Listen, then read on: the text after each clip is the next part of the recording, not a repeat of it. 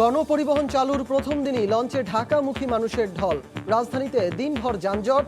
১৯ দিন পর খুলল সব অফিস দোকানপাট।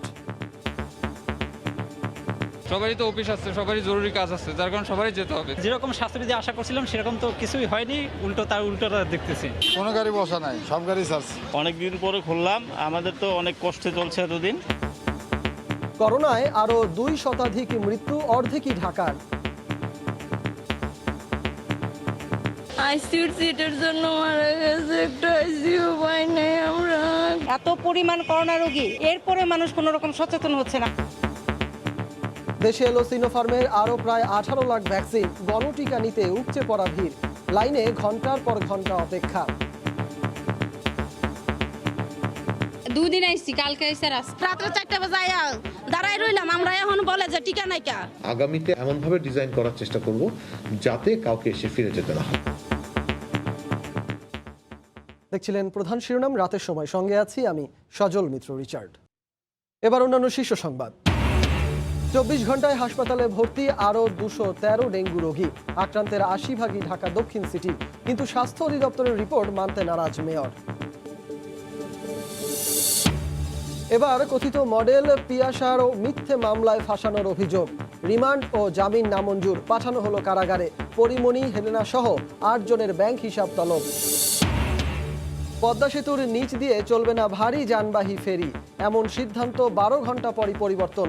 বহন করা যাবে সক্ষমতার অর্ধেক যান, স্রোত মোকাবেলার সক্ষমতার তাগিদ। এবং ফ্রান্সে মেসিকে ঘিরে বাঁধ ভাঙা উল্লাস। প্যারিসের পার্ক দে প্রিন্সেস স্টেডিয়ামে সমর্থকদের উন্মাদনা।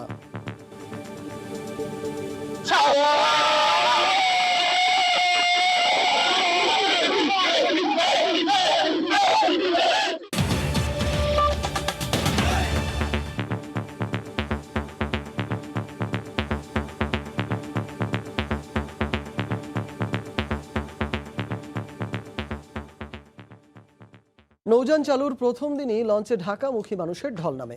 অনেক ক্ষেত্রেই উপেক্ষিত স্বাস্থ্যবিধি। সারা দেশের মহাসড়কেও বেড়েছে দূরপাল্লার বাস চলাচল। দোকানপাট ও রেস্তোরাঁ খোলায় স্বস্তি ফিরেছে ব্যবসায়ীদের মাঝে। করোনা সংক্রমণের হার না কমলেও জীবন ও জীবিকার তাগিদে ১৯ দিন পর খুলল সবকিছু। চিরচেনা রূপে ফিরতে শুরু করেছে সারা দেশ। ঢাকায় ফিরতে বুধবার বরিশাল নদীবন্দরে ভিড় করেন দক্ষিণ পশ্চিমাঞ্চলের বহু মানুষ। স্বাস্থ্যবিধির তোয়াক্কা না করেই লঞ্চে ওঠেন তারা। সবারই তো অফিস আছে, সবারই জরুরি কাজ আছে, যার কারণে সবারই যেতে হবে। যেরকম স্বাস্থ্যবিধি আশা করছিলাম সেরকম তো কিছুই হয়নি, উল্টোটা দেখতেছি। আমরা মুখে বলি, মাইক দিয়ে বলি যে আপনারা স্বাস্থ্যবিধি মেনে চলাফেরা করেন, মাস্ক পরেন, আবার হ্যান্ড ওয়াশ আছে, আমরা হ্যান্ড ওয়াশ দিই, কিন্তু যাত্রীদের আমরা মানাইতে পারি না। বুধবার ভোর থেকেই পাটুরিয়া দৌলতদিয়া নৌরুটে ভিড় করেন যাত্রীরা। অনেক ক্ষেত্রে উপেক্ষিত হয় স্বাস্থ্যবিধি, তবে বাড়ি যাওয়া কিংবা ঢাকায় আসতে পেরে স্বস্তি ছিল যাত্রীদের মাঝে। এদিকে গণপরিবহন চালুর প্রথম দিন গাজীপুরের চান্দনা চৌরাস্তায়ও ছিল যানবাহনের দীর্ঘ সারি। থেমে থেমে চলে বিভিন্ন পরিবহন। দীর্ঘদিন পর অফিস খোলায় ফিরেছে কর্মচাঞ্চল্য। কর্মস্থলে যোগ দিতে পেরে সন্তোষ প্রকাশ করেন নানা শ্রেণী পেশার মানুষ। লকডাউনের জন্য বন্ধ ছিল, এই জন্য কাগজপত্র জমা দিতে দেওয়াটা কিছুদিনের জন্য বন্ধ ছিল। করোনার মধ্যে এখানে কোনো ওইভাবে নাই, ডিস্টেন্সের কোনো মেনটেন্স নাই। অফিসে অনেক ভিড়, অনেক মানুষ আসছে। কঠোর বিধিনিষেধ শিথিলের প্রথম দিনেই হাটবাজার আর বিপণী বিতানেও ছিল ক্রেতাদের ভিড়। মিজানুর রহমান খবির, সময় সংবাদ। এদিকে কঠোর বিধিনিষেধ শেষে গণপরিবহন চালুর প্রথম দিনই রাজধানী জুড়ে তীব্র যানজটে বিপাকে পড়েন সাধারণ মানুষ। দিনভর যানবাহনের ব্যাপক চাপের পর সন্ধ্যার পরও গন্তব্যে যেতে ঘন্টার পর ঘন্টা লেগে যায়। এতে ভোগান্তিতে পড়তে হয় নগরবাসীকে। তবে সড়কে অর্ধেক বাস চলাচলের সিদ্ধান্ত মানতে দেখা যায়নি। ১৯ দিন পর রাজধানী ফিরেছে আগের রূপে। খুলে গেছে সব অফিস, দোকানপাট। কর্মব্যস্ত নগরের চাপ সড়ক জুড়ে। বুধবার সন্ধ্যার পরও গন্তব্যে যেতে লেগে যায় ঘন্টার পর ঘন্টা।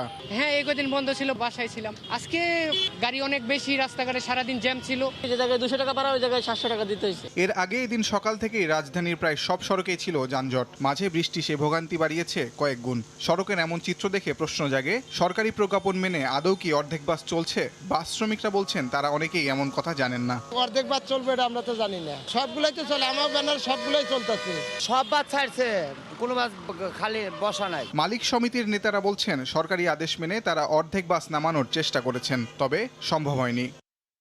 অর্ধেক চালানোর আমরা চেষ্টা করতেছি, পরিবহন সংকটও দেখা দিতে পারে, তবু আমরা সরকারের নির্দেশনা পালন করার জন্য আমরা চেষ্টা করছি। তবে গণপরিবহনে স্বাস্থ্যবিধি মানতে দেখা গেছে, এমনকি নো মাস্ক নো সার্ভিস স্টিকারযুক্ত বাসও দেখা গেছে। দীর্ঘদিন পর বাস নামাতে পেরে স্বস্তি ফিরেছে পরিবহন শ্রমিকদের মাঝে।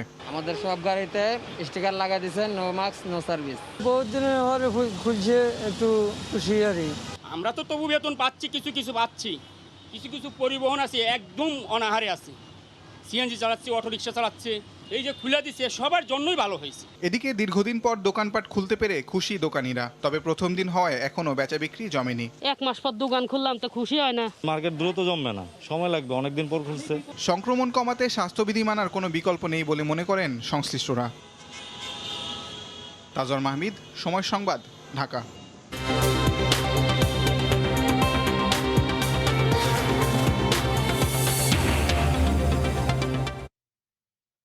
করোনার অব্যাহত দাপটে করুণ ও নির্মম পরিস্থিতি পার করছে দেশ। শয্যা, আইসিইউ আর অক্সিজেন সিলিন্ডার সংকটে বিপর্যস্ত হাসপাতালগুলো। 24 ঘন্টায় সারা দেশে মারা গেছেন 237 জন। এর মধ্যে শুধু ঢাকা বিভাগে মারা গেছেন 105 জন, আর চট্টগ্রামে 54 জনের মৃত্যু হয়েছে। রিপোর্টার ও জেলা প্রতিনিধিদের পাঠানো তথ্য, ছবিতে রিপোর্ট।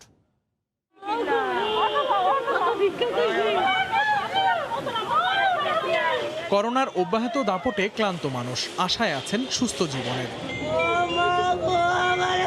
হাসপাতালগুলোর পরিবেশ ক্ষণে ক্ষণে বদলে যাচ্ছে রোগী আর স্বজনদের আর্তনাদে। রোগীদের অক্সিজেন লেভেল মুহূর্তেই কমে যাচ্ছে, কষ্টদায়ক হয়ে পড়ছে প্রাণ বাঁচানো। আর আইসিইউ সংকটে প্রিয়জনকে বাঁচানোর আকুতি জানাচ্ছেন। আইসিইউর সিটের জন্য মারা গেছে, একটা আইসিইউ পাই নাই আমরা, একটা সিট খালি ছিল না। 24 ঘন্টায় করোনায় সর্বাধিক মারা গেছেন ঢাকা বিভাগে 105 জন। তাদের মধ্যে ঢাকা জেলায় 56, মুন্সিগঞ্জে 9 ও রাজবাড়ীতে 7 জন। দ্বিতীয় সর্বোচ্চ মৃত্যু চট্টগ্রাম বিভাগে 54 জন। তাদের মধ্যে কুমিল্লার 17 ও চট্টগ্রামের 13 জন। বিভাগে নতুন করে শনাক্ত 2173 জন। চেষ্টা করছি কিন্তু আইসিইউ এখানে পাই নাই, এখন আমরা বাধ্য হয়ে আমরা মনে করেন যে এই ঢাকাতে নিয়ে যাচ্ছি। 24 ঘন্টায় সিলেট বিভাগে মারা গেছেন 23 জন। তাদের মধ্যে 13 জনই সিলেট জেলার। রোগী নিয়ে শয্যার জন্য ছুটছেন স্বজনরা। এখন এটা আইসিইউ খালি না, এখন ভর্তি করানো যাবে না। খুলনা বিভাগে 20 জন মারা গেছেন করোনায়। তাদের মধ্যে খুলনা নগরীর 5টি হাসপাতালে মারা গেছেন 5 জন। ময়মনসিংহ বিভাগে মারা গেছেন 11 জন। তাদের মধ্যে ময়মনসিংহের 8, শেরপুরের 2 ও নেত্রকোনার 1 জন।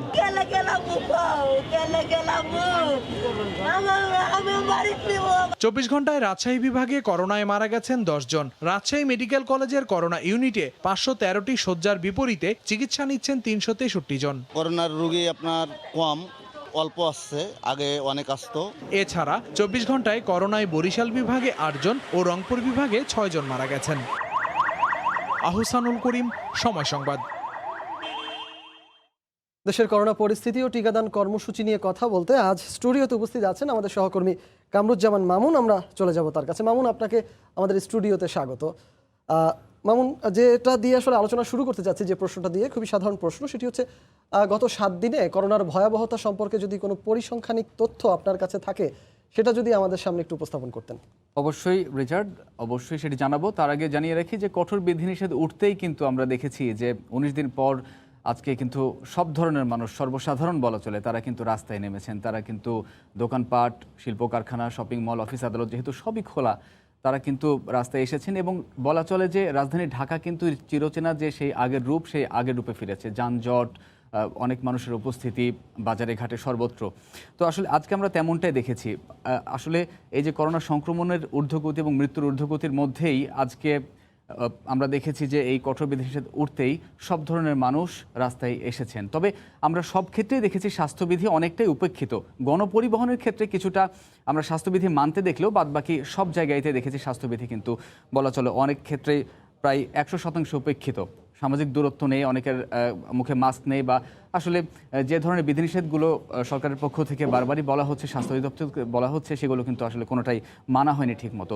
আমরা যদি 7 দিনের এই যে মৃত্যুর পরিসংখ্যান, সেটি যদি একটু দেখতে চাই, সেদিকে দৃষ্টি দিয়ে যে গত 7 দিনে আমরা জানিয়ে রাখি যে আপনাকে 5 আগস্ট সর্বোচ্চ মৃত্যুর ঘটনা ঘটেছিল 264 জন, এবং তার ঠিক 4 দিন পর 10 আগস্ট আমরা দেখতে পাচ্ছি যেটি 264 জন মারা গিয়েছে। অর্থাৎ এই পর্যন্ত করোনা ভাইরাসে সর্বোচ্চ মৃত্যু কিন্তু 264 জন, এবং এটি কিন্তু এই আগস্ট মাসেই দুবার হয়েছে। অর্থাৎ দুদিন এই 264 জন মারা গিয়েছেন এই সংখ্যাটি।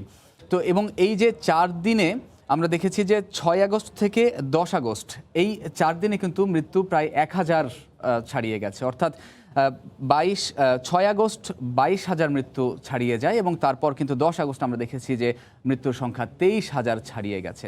অর্থাৎ আমরা বলতেই পারি যে মৃত্যুর দিক দিয়ে এখন কিন্তু বাংলাদেশ ঊর্ধ্বগতির দিকে রয়েছে। 6 আগস্ট মৃত্যু যেটি বলছিলাম যে আপনাকে 22,000 ছাড়িয়ে যায়, এবং তার ঠিক 4 দিন পর 10 আগস্ট মৃত্যু ছাড়িয়ে যায় 23,000। অর্থাৎ আজকে কিন্তু 237 জন মারা গিয়েছে রিচার্ড, এবং এই যে 237 জন মারা গিয়েছে তার ভেতরে কিন্তু রাজধানী ঢাকাতে 105 জন মারা গিয়েছে। তো এই যে রাজধানী ঢাকায় এত মানুষ এবং এই যে তারা অবাধে চলাফেরা করছেন, সেক্ষেত্রে কিন্তু মৃত্যুর সংখ্যার দিকে তাকালে একটু আতঙ্কগ্রস্ত হতে হয়, কেননা 105 জন বলা ছিল আজকে যে সংখ্যা, মৃত্যুর যে সংখ্যা তার প্রায় অর্ধেকই রাজধানী ঢাকার, বাদবাকিগুলো অন্য জেলার। এর মধ্যে একটি আসলে আশাব্যঞ্জক ব্যাপার হলো যে সর্বসাধারণের মাঝে কিন্তু টিকা নেয়ার আগ্রহ বেড়েছে, এবং আমরা দেখেছি যে কেন্দ্রে কেন্দ্রে যে গণটিকা কার্যক্রম চলছে সেখানে কিন্তু মানুষের উপচে পড়া ভিড়। আজকে 5ম দিন ছিল, আগামীকাল কিন্তু টিকা গ্রহণের শেষ দিন। তো এই সংক্রান্ত আমাদের একটি প্রতিবেদন রয়েছে, আমরা প্রতিবেদনটি আগে দেখে আসি। ঘড়ির কাঁটায় বুধবার ঠিক সকাল 9টা, রাজধানীর Tejgaon model high school and college. রাতভর অপেক্ষা শেষে শুরু টিকা কার্যক্রম। একেবারে প্রান্তিক জনগোষ্ঠী অর্থাৎ সুবিধা বঞ্চিত ও নিম্ন আয়ের মানুষ যারা সুরক্ষা ওয়েবসাইটের আওতায় আসতে পারেনি, অপেক্ষার সারিতে তাদের সংখ্যাটাই বেশি। আজ 10টা বাজাইছে, এই পর্যন্ত আমরা দাঁড়াই আছি। 2 দিন আইছি, কালকে আইছি আর আজকে। যারা শ্রমিক আছে, গার্মেন্টস আছে, এখন যদি অফিসে যদি ব্যবস্থা করতো তাহলে এই ধরনের আরো অশৃঙ্খল হইতো না। এদিকে ঘন্টা 2 বাদেই শেষ হয়ে আসে নির্ধারিত 350 ডোজ। ওদিকে বাইরে তখন অপেক্ষমান অনেকেই। রাত্রে 4টা বাজে দাঁড়াই রইলাম, আমরা এখন বলে যে টিকা নাইকা। রাত থেকে কষ্ট করতেছি, আগে থেকে মানা করে দিত। আউটলুক ঢোকানোর কারণে এই অবস্থা হচ্ছে। অধিদপ্তর বলছে টিকার মজুদ সাপেক্ষে আবারও চালু হবে এই বিশেষ কার্যক্রম। সেপ্টেম্বরে দেয়া হবে এদের দ্বিতীয় ডোজ। তবে নিবন্ধনের মাধ্যমে টিকা কর্মসূচি চালিয়ে যেতে ঘাটতি হবে না টিকার। আমরা এইটুকু আশ্বস্ত করতে পারি যে প্রত্যেকে টিকা পাবেন, এবং সেটি কিন্তু যার যখন সময় আসবে তিনি টিকা পাবেন। একটু আমাদেরকে ধৈর্য ধরতে হবে, এবং অগ্রাধিকারের তালিকায় যারা আছেন, 50 মানুষ যারা আছেন, বৃদ্ধ যারা আছেন, নারী যারা আছেন, প্রতিবন্ধী যারা আছেন, তাদেরকে সুযোগটা আগে দিতে হবে। বৃহস্পতিবার শেষ হবে সারা দেশে আগে থেকে নিবন্ধন না করাদের বিশেষ টিকাদানের এই কার্যক্রম। রাশেদ লিমন, সময় সংবাদ, ঢাকা। রিচার্ড, আপনি যেটা একটু আগে বলছিলেন, আমাদের দেশে ভ্যাকসিন আসছে, বা আমাদের দেশে এখন ভ্যাকসিন আসলে সর্বোত্তম উপায় এই করোনা পরিস্থিতিকে আসলে ভালো পর্যায়ে নিয়ে যাওয়ার জন্য। একটা বিষয় সেটি হচ্ছে গিয়ে ভ্যাকসিন তো প্রতিনিয়তই আসছে, এখন পর্যন্ত কি কি ভ্যাকসিন আসলে আসার খবর আপনার কাছে রয়েছে সেটিও আমাদেরকে জানাবেন। আর আগামী কয়েকদিনের মধ্যে বা আগামী মাসগুলোতে কি কি ভ্যাকসিন কি পরিমাণে আসতে পারে সে তথ্য যদি আমাদের দর্শকদের উদ্দেশ্যে আপনি একটু জানাতেন। সর্বশেষ যে তথ্যটি রয়েছে রিচার্ড, যে আজ কিন্তু 17,70,000 সিনোফার্মের টিকা বাংলাদেশে এসে পৌঁছেছে, এবং গতকাল এবং আজ এই গত 2 দিনে কিন্তু আমরা মোট টিকা পেয়েছি 34,70,000, যেটি চীন থেকে বাংলাদেশে এসেছে। এবং আগামী 3 দিনে 20 লাখের বেশি টিকা বিভিন্ন উৎস থেকে আসলে বাংলাদেশে আসার কথা রয়েছে। যদি এই যে টিকা বাংলাদেশে আসছে, আমরা প্রতিবেদনটিতে যেমনটা দেখছিলাম যে মানুষের অনেক আগ্রহ, অনেক মানুষ কিন্তু টিকা না পেয়ে চলে যাচ্ছে। এবং রিচার্ড, আমরা দেখেছি যে আগামীকালের টিকা নিতে, পরের দিনের টিকা নিতে যারা টিকা নিতে আগ্রহী তারা কিন্তু আগের দিন সন্ধ্যা থেকে অবস্থান নিচ্ছেন। যেহেতু কেন্দ্রে কেন্দ্রে 350-এর বেশি টিকা দেওয়া হচ্ছে না, সেহেতু যাতে আগে ভাগে টিকাটা তারা পান, বা যেহেতু সকালে আসলে তারা লাইনে অনেক পেছনে চলে যান, অনেককে ফিরে যেতে হয় টিকা না পেয়ে, সে কারণে কিন্তু আমরা দেখেছি 12 ঘন্টা বা 14 ঘন্টা আগ পর্যন্ত এসে মানুষ লাইনে দাঁড়িয়ে অবস্থান নেন। তো এই যে ভ্যাকসিন, আপনি যেটি বলছিলেন যে সর্বশেষ কী তথ্য রয়েছে, সর্বশেষ 17,70,000 ভ্যাকসিন বাংলাদেশে আজ সন্ধ্যায় এসে পৌঁছেছে সিনোফার্মের টিকা। এবং আজকে কিন্তু যে সরকারি ক্রয় সংক্রান্ত মন্ত্রিসভার সভা শেষে আহমদ মোস্তফা কামাল অর্থমন্ত্রী আমাদেরকে সংবাদ সম্মেলনে জানিয়েছেন যে 6 কোটি ডোজ সিনোফার্মের টিকা কেনার অনুমোদন দেওয়া হয়েছে। এবং আমরা যদি একটু দেখে নিতে চাই যে নতুন করে যে 6 কোটি ডোজ সিনোফার্মের টিকা কেনার অনুমোদন দেওয়া হয়েছে, এবং এর চাহিদা, দেশে মোট যে টিকা দিতে হবে যত জনগোষ্ঠীকে, দেশের মোট 13,82,00,000 জনগোষ্ঠীকে ভ্যাকসিনের আওতায় আনার পরিকল্পনা সরকারের রয়েছে। এটি আসলে আহম মোস্তফা কামাল আজ আমাদেরকে আনুষ্ঠানিকভাবে জানিয়েছেন। এবং এই যে 13,82,00,000 জনগোষ্ঠীকে ভ্যাকসিনের আওতায় আনতে হবে, এই জন্য মোট টিকার প্রয়োজনও কিন্তু কম নয়। এজন্য মোট টিকা 27,65,00,000 টিকা, অর্থাৎ 27,65,00,000 টিকার মাধ্যমে প্রায় 14 কোটি জনগোষ্ঠীকে ভ্যাকসিনের আওতায় নিয়ে আসতে হবে। এবং এ পর্যন্ত বাংলাদেশে মোট প্রাপ্তি আজকের যে ভ্যাকসিন এসছে সেটির সহ 2,72,00,000-এরও বেশি। অর্থাৎ আমরা দেখেছিলাম যে মাঝখানে কিন্তু টিকা আসার ক্ষেত্রে একটা স্থবিরতা কাজ করছিল, সেই স্থবিরতা যখন কেটে গিয়েছে তখন কিন্তু আমরা দেখেছি যে পর্যায়ক্রমে কিন্তু দিন দিন টিকা আসতে শুরু করেছে। তারই ধারাবাহিকতায় কিন্তু এখন টিকা বাংলাদেশে পৌঁছাতে বা টিকা বাংলাদেশে আসতে কিন্তু গতি আমরা দেখতে পাচ্ছি। এবং এই যে গণটিকা কার্যক্রম যে চলছে, এই গণটিকা কার্যক্রম 7 আগস্ট যেটি শুরু হয়েছিল, আমরা প্রথম দিন থেকে দেখেছিলাম যে এই টিকা নিতে কিন্তু মানুষের উপচে পড়া ভিড়। প্রতিবেদনটি তো আমরা যেমনটা দেখছিলাম, প্রথম 4 দিনে কী পরিমাণ টিকা নেওয়া হয়েছে বা কী পরিমাণ মানুষ টিকা পেয়েছেন সেটি আমরা একটু দেখে নিতে চাই। প্রথম 4 দিনে টিকা দেওয়া হয়েছে 1,96,71,620 ডোজ। এর মধ্যে কিন্তু প্রথম ডোজ পেয়েছেন 1,47,69,447 জন এবং দ্বিতীয় ডোজ 49,02,173 জন। অর্থাৎ বলা চলে যে এই যে প্রথম 4 দিনে 1,47,69,447 জন প্রথম ডোজ পেয়েছেন, এই সংখ্যাটি কিন্তু আসলে বলে দেয় যে মানুষের মধ্যে কিন্তু টিকা নিতে ব্যাপক আগ্রহ কাজ করছে। অর্থাৎ এই যদি পর্যাপ্ত পরিমাণ টিকা পাওয়া যায় তাহলে কিন্তু এই পুরো যে জনগোষ্ঠী রয়েছে এই পুরো জনগোষ্ঠীকে টিকা দেওয়াটা খুবই সহজ হয়ে যাবে। এবং আমরা দেখেছি সরকারের পক্ষ থেকেও কিন্তু ব্যাপক উদ্যোগ নেওয়া হয়েছে। আমরা দেখেছি ইউনিয়ন পর্যায় পর্যন্ত কেন্দ্র স্থাপন করা হয়েছে, সেখানেও কিন্তু টিকা দেওয়া হচ্ছে। অর্থাৎ বলা চলে যে কেন্দ্র থেকে তৃণমূল সর্বত্রই কিন্তু টিকার ব্যবস্থা সরকারের পক্ষ থেকে করা হয়েছে। তো রিচার্ড, আসলে এর মধ্যেও সব কিছু খুলে দেওয়া হয়েছে এবং স্বাস্থ্যবিধি মানা ছাড়া আসলে কোনোই বিকল্প নেই। জীবনযাত্রা স্বাভাবিক রাখতেই হবে এবং এই জীবনযাত্রা স্বাভাবিক রাখার পাশাপাশি বেঁচে থাকতেও হবে সুস্থভাবে, এবং এ কারণে মাস্ক ঠিকমতো পরা, স্বাস্থ্যবিধি বা সামাজিক দূরত্ব মেনে চলা এবং হাত স্যানিটাইজ করা থেকে শুরু করে সব কিছু আমাদের মেনে চলতে হবে। রিচার্ড, ধন্যবাদ মামুন। আপনি যেটি বলছিলেন সেটি হচ্ছে গিয়ে সচেতন হতে হবে, টিকাও নিতে হবে, আমাদেরকে স্বাস্থ্যসম্মতভাবে আসলে জীবনযাপন করতে হবে, এটাই হচ্ছে গিয়ে এখন মূল কথা। আপনাকে অসংখ্য ধন্যবাদ আমাদেরকে সময় দেওয়ার জন্য। দেশের সার্বিক করোনা পরিস্থিতি এবং টিকাদান কর্মসূচি নিয়ে আলোচনা করতে আজ স্টুডিওতে আমাদের সঙ্গে উপস্থিত ছিলেন সহকর্মী কামরুজ্জামান মামুন। এবার ডেঙ্গু প্রসঙ্গ। সবশেষ 24 ঘন্টায় ডেঙ্গুতে আক্রান্ত হয়েছেন 213 জন, এর মধ্যে রাজধানীতেই 188 জন। দক্ষিণ সিটির ডেঙ্গু পরিস্থিতি বেশি খারাপ। স্বাস্থ্য অধিদপ্তরের রিপোর্ট বলছে চলতি মাসের প্রথম 9 দিনে ডেঙ্গু আক্রান্তের 80 দক্ষিণ সিটির। কিন্তু মেয়রের দাবি এই চিত্র সঠিক নয়। রাজধানীর ইসলামী ব্যাংক হাসপাতালের একটি ওয়ার্ডে 10 জনেরও বেশি চিকিৎসা নিচ্ছেন ডেঙ্গু আক্রান্ত হয়ে। তাদের অধিকাংশই যাত্রাবাড়ি জুরাইন মুগদার বাসিন্দা। এই হাসপাতালে বুধবার দুপুর পর্যন্ত 24 ঘন্টায় রোগী ভর্তি হয়েছেন 47 জন। অন্যদিকে দক্ষিণ সিটি কর্পোরেশনের অধীনে অন্যতম হাসপাতাল রাজধানীর মিডফোর্ডে নতুন রোগী ভর্তি হয়েছেন 26 জন।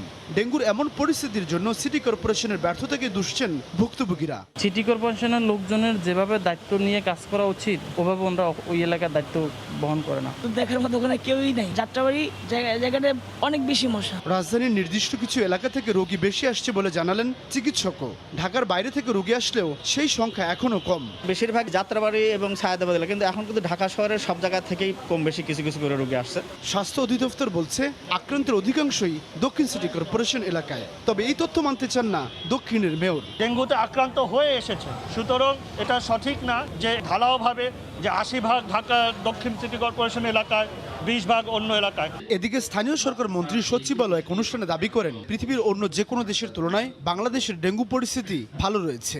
গত বছর সিঙ্গাপুরে হয়েছে 34,000, ফিলিপাইনে হয়েছে 2,25,000, মালয়েশিয়াতে জুলাই মাসে হয়েছে 45,000। ওয়ার্ল্ডের কনটেক্সটে যদি ইভ্যালুয়েট করেন তাহলে Bangladesh will be a first successful country. চলতি মাসে দক্ষিণের পরিস্থিতি উন্নতি ঘটবে জানিয়ে সিটি মেয়র জানান চলমানে ডেঙ্গু বিরোধী অভিযান 18 তারিখ পর্যন্ত চলবে। সাদাত রহমতুল্লাহ, সময় সংবাদ, ঢাকা। রাতের সময় আরো থাকছে, জাল ফেলতেই সাগরে ধরা পড়ছে ঝাঁকে ঝাঁকে ইলিশ। কক্সবাজার অবতরণ কেন্দ্রে পর্যাপ্ত শেড না থাকায় রাখতে হচ্ছে খোলা জায়গায়, নষ্ট হওয়ার শঙ্কা। স্রোত স্বাভাবিক অবস্থায় না ফেরা পর্যন্ত শিমুলিয়া বাংলা বাজার রুটে ফেরিগুলো সক্ষমতার অর্ধেক ভারী যান নিয়ে চলাচল করতে পারবে। নৌ প্রতিমন্ত্রীর বন্ধ ঘোষণার কয়েক ঘন্টা পরেই রাতে এ সিদ্ধান্ত হয়। ফেরি চলাচল বন্ধ সমাধান নয় উল্লেখ করে পানি বিশেষজ্ঞরা বলছেন, আধুনিক যুগে এমন স্রোত মোকাবেলার সক্ষমতা থাকা জরুরি। বিস্তারিত নাসিরউদ্দিন উজ্জ্বলের রিপোর্টে, আর ক্যামেরায় ছিলেন আবু সাইদ। শিমুলিয়া বাংলাবাজার নৌরুট এখন আলোচনার কেন্দ্রবিন্দু। পদ্মা সেতু সুরক্ষার পাশাপাশি ফেরি রুটটিও সচল রাখা জরুরি, কিন্তু ঘন ঘন সিদ্ধান্ত পরিবর্তন নিয়ে প্রশ্ন উঠেছে। পদ্মা সেতুর সঙ্গে 4 বার ফেরির ধাক্কা লাগে। সবশেষ সোমবার রাতে দুর্ঘটনার পরই মঙ্গলবার দুপুরে জরুরি বৈঠকে বসে নৌ মন্ত্রণালয়। সিদ্ধান্ত হয় স্রোত না কমা পর্যন্ত পদ্মা সেতুর নিচ দিয়ে ভারী যানবাহনবাহী ফেরি চলাচল বন্ধ থাকবে। পদ্মা সেতুর মধ্যে যখন আঘাত করে তখন আমাদের হৃদয়ের মধ্যে আঘাত হয়। এই সিদ্ধান্তের কয়েক ঘন্টা পরই মঙ্গলবার রাতে তা পরিবর্তন করে ফেরিগুলোর সক্ষমতার অর্ধেক যান পারাপার করার সিদ্ধান্ত হয়। আগে আমরা একটা ফেরিতে 10টা মনে করেন ট্রাক উঠতো, এখন 5টা উঠবে, তারপরে সাথে হালকা যানবাহন উঠবে। তাহলে এটা লোডটা কম থাকবে, কম থাকলে মাস্টারের এটা ঘুরেতে অথবা কন্ট্রোল করতে সুবিধা হবে।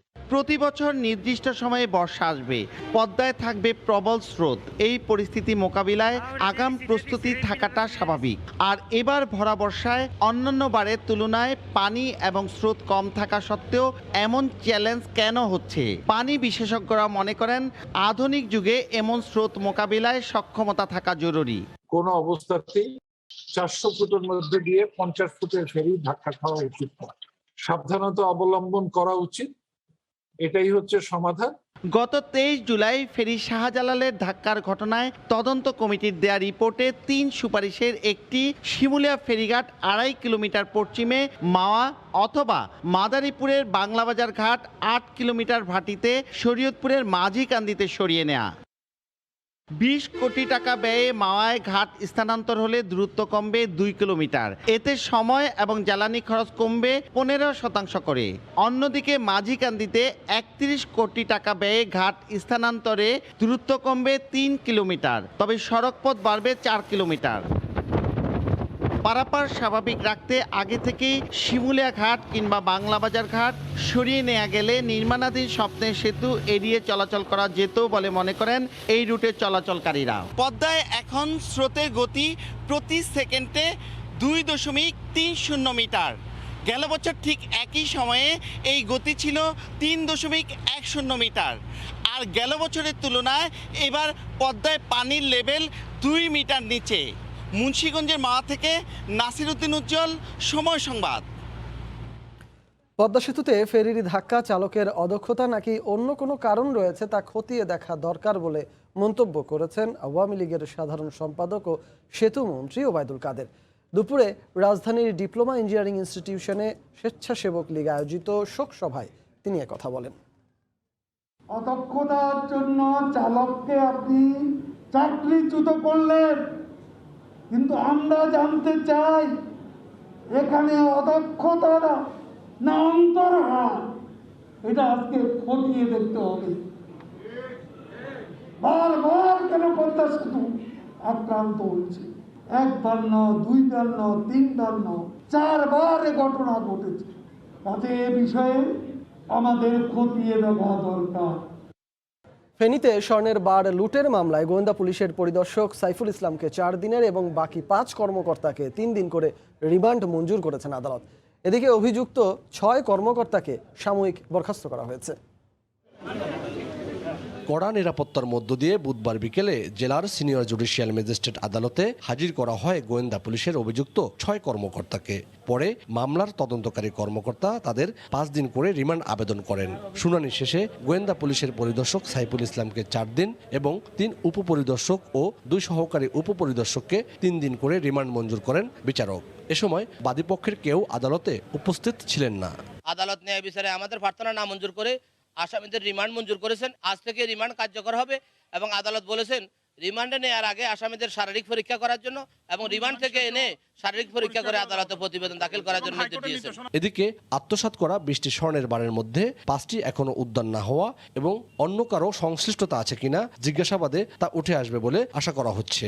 ওসিডিবি মোহাম্মদ সাইফুল ইসলামকে 4 দিনের পুলিশ রিমান্ড মঞ্জুর করেন, বাকি 5 জন আসামিকে 3 দিনের পুলিশ রিমান্ড মঞ্জুর করা হয়। এদিকে রিমান্ড শুনানির পরই অভিযুক্ত গোয়েন্দা পুলিশের 6 কর্মকর্তাকে সাময়িকভাবে বরখাস্ত করা হয় বলে জানান জেলার পুলিশ সুপার খন্দকার নুরুন নবী। গত রোববার বিকেলে চট্টগ্রাম থেকে ঢাকায় যাওয়ার পথে ফেনীর ফতেহপুর রেলওয়ে ওভারপাস এলাকায় স্বর্ণ ব্যবসায়ী গোপাল কান্তি দাসকে আটক করে 20টি স্বর্ণের বার আত্মসাৎ করেন গোয়েন্দা পুলিশের 6 কর্মকর্তা। এ ঘটনায় পরদিন পুলিশ সুপারের কাছে লিখিত অভিযোগ করেন তিনি। আতিয়া সজল, সময় সংবাদ, ফেনী। পরিমণির পথেই হাঁটলেন কথিত মডেল পিয়াসা। তিনিও মিডিয়ার সামনে চিৎকার করে বললেন তাকে ফাঁসানো হয়েছে। যদিও এদিন তাকে ফের রিমান্ডে পাঠাননি আদালত, দেননি জামিনও।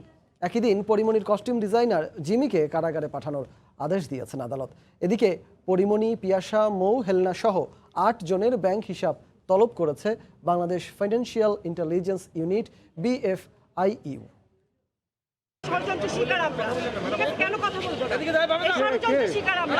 এর আগে যখন কথিত মডেল পিয়াসাকে 2 দফা আদালতে হাজির করা হয় তখন তাকে মুখ লুকাতে দেখা গিয়েছিল।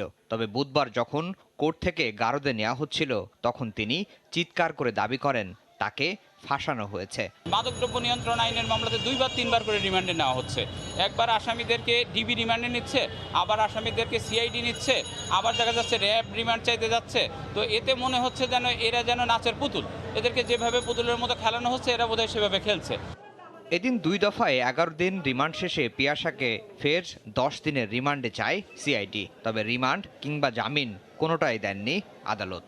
পাঠানো হয়েছে কারাগারে। পিয়াসার বিরুদ্ধে বিত্তবানদের ব্ল্যাকমেল করার অভিযোগও রয়েছে। মাদকের সাথে তার একটা কানেকশন আছে, এটা আদালতকে বলেছি। আসামিরা তো বলবে ফাঁসানো হয়েছে, কোনো আসামিকে বলবে যে আমি এই ঘটনার সাথে সম্পৃক্ততা আমার আছে। আসামি সবসময় তার নিজের ডিফেন্সটাই নেবে, অথবা এখানে সাক্ষী প্রমাণের মাধ্যমে সব কিছু প্রমাণ হবে। এদিন চিত্রনায়িকা পরিমণির সহযোগী জিমিকেও 3 দিনের রিমান্ড শেষে কারাগারে পাঠিয়েছেন আদালত। নতুন করে আরও 5 দিনের রিমান্ড চাইলে আদালত তাতে সায় দেননি। এদিকে পরিমণি, হেলেনা জাহাঙ্গীর, মৌ, পিয়াসা, রাতসহ 8 জনের ব্যাংক হিসাব তলব করেছে ফিনান্সিয়াল ইন্টেলিজেন্স ইউনিট। বুধবার কয়েকটি ব্যাংকে চিঠি পাঠায় সংস্থাটি। 3 কার্যদিবসের মধ্যে তাদের লেনদেনের যাবতীয় তথ্য দিতে বলা হয়েছে। আফজাল হোসেন, সময় সংবাদ, ঢাকা। সামাজিক যোগাযোগ মাধ্যমে সাতক্ষীরার 2 সংসদ সদস্যকে হত্যার বিনিময়ে অর্থের ঘোষণার ঘটনায় মসজিদের এক ইমাম ও তার ছেলেকে গ্রেফতার করা হয়েছে। ভোরে সাতক্ষীরার দেবহাটা উপজেলার বালিয়াডাঙ্গা গ্রামের বকুলতলা জামে মসজিদের ইমাম মনিরুল ইসলাম ও তার ছেলে ইউসুফ হোসেনকে গ্রেফতার করে গোয়েন্দা পুলিশ। দুপুরে নিজ কার্যালয় সংবাদ সম্মেলনে তথ্য নিশ্চিত করেন পুলিশ সুপার। এ সময় তিনি জানান, জিজ্ঞাসাবাদে তারা ফেসবুক আইডির বিষয়ে স্বীকার করেছে। তাদের কাছ থেকে 8টি মোবাইল, 20টি সিম কার্ড ও কিছু জঙ্গিবাদী বই উদ্ধার করা হয়েছে। তাদের সঙ্গে আরও কেউ জড়িত কিনা তা খতিয়ে দেখা হচ্ছে বলে জানান পুলিশ সুপার। সাগরে জাল ফেলতেই ঝাঁকে ঝাঁকে ধরা পড়ছে ইলিশ। ইলিশে সয়লাভ কক্সবাজার মৎস্য অবতরণ কেন্দ্র। পর্যাপ্ত শেড না থাকায় খোলা মাঠে রাখা হচ্ছে মাছ। ভালো দাম পেয়ে দারুণ খুশি জেলেরা। আরও জানাচ্ছেন সুজাউদ্দিন রুবেল। চারদিকে ইলিশের সয়লাভ। কেউ ইলিশের স্তূপে দিচ্ছেন বরফ, আবার কেউ কেউ ঝুড়িতে গুনে গুনে ভরছেন ইলিশ। আবার অনেকে ব্যস্ত ইলিশের দরদাম নিয়ে। ব্যস্ততার শেষ নেই কক্সবাজার মৎস্য অবতরণ কেন্দ্রে। সাগর থেকে ফিরছে ট্রলার। প্রতিটি ট্রলারে রয়েছে হাজারের অধিক বড় বড় ইলিশ। জেলেরা বলছেন অতীতে মাছ আগে ধরা পড়েনি, ভালো দামও পাচ্ছেন তারা। সাগরে জাল ফেললে ইনশাল্লাহ বড় বড় ইলিশ দাম ভালোই আছে। তবে ইলিশ মাছের চাহিদা অন্য বছর হচ্ছে, এবছর মাশাআল্লাহ অনেক বড় বড় ইলিশ মাছ পাওয়া যাচ্ছে। আমরা প্রায় 10,000-এর মতন ইলিশ পাইছি। মাছের দাম ভালো থাকার কারণে আমরা খুব আনন্দিত। কক্সবাজার মৎস্য অবতরণ কেন্দ্রে রয়েছে 2টি মাছ রাখার শেড। সেখানে জায়গা না হওয়ায় বাধ্য হয়ে খোলা মাঠে ইলিশ রাখছেন ব্যবসায়ীরা। ইলিশ যদি বাইরে রপ্তানি হয় তাহলে প্রচুর টাকা আসবে বাইরের থেকে। এখানে ট্রলার আসতেছে, জায়গা নাই রাখার, বাইরে রাখতেছি। এই সমস্যা সমাধানের জন্য আমাদের নতুনভাবে আরেকটা অবতরণ শেড করার বিষয়টা প্রক্রিয়াধীন। এটা অলরেডি টেন্ডার হয়ে গেছে। সাগরে মাছ পাওয়াতে ট্রলারে জলদস্যুরা হানা দিচ্ছে বলে অভিযোগ করেছেন ট্রলার মালিক সমিতি। সাগরে এই মাছ পাওয়ার কারণে আবার কিছু জলদস্যু সৃষ্টি হয়েছে। এই জলদস্যু আমাদেরকে বাঁচার জন্য আমরা সরকারের কাছে আবার উদারত আহ্বান যাচ্ছি। কক্সবাজার মৎস্য অবতরণ কেন্দ্র জানিয়েছে গেল 5 দিনে অবতরণ কেন্দ্রে প্রায় 300 মেট্রিক টন মাছ সরবরাহ হয়েছে, যার মধ্যে ইলিশ রয়েছে প্রায় 200 মেট্রিক টন। সুজাউদ্দিন রুবেল, সময় সংবাদ, কক্সবাজার। এ পর্যায়ে শীর্ষ সংবাদ জানিয়ে দিচ্ছি আরেকবার। গণপরিবহন চালুর প্রথম দিনই লঞ্চে ঢাকামুখী মানুষের ঢল। রাজধানীতে তীব্র যানজট, করোনায় আরো 2 শতাধিক মৃত্যু। গণটিকা নিতে উপচে পড়া ভিড়। 24 ঘন্টায় হাসপাতালে ভর্তি আরো 213 ডেঙ্গু রোগী। আক্রান্তের 80 ঢাকা দক্ষিণ সিটির, কিন্তু স্বাস্থ্য অধিদপ্তরের রিপোর্ট মানতে নারাজ মেয়র। এবং ফ্রান্সে মেসিকে ঘিরে বাঁধ ভাঙা উল্লাস। প্যারিসের পার্ক দি প্রিন্সেস স্টেডিয়ামে সমর্থকদের উন্মাদনা।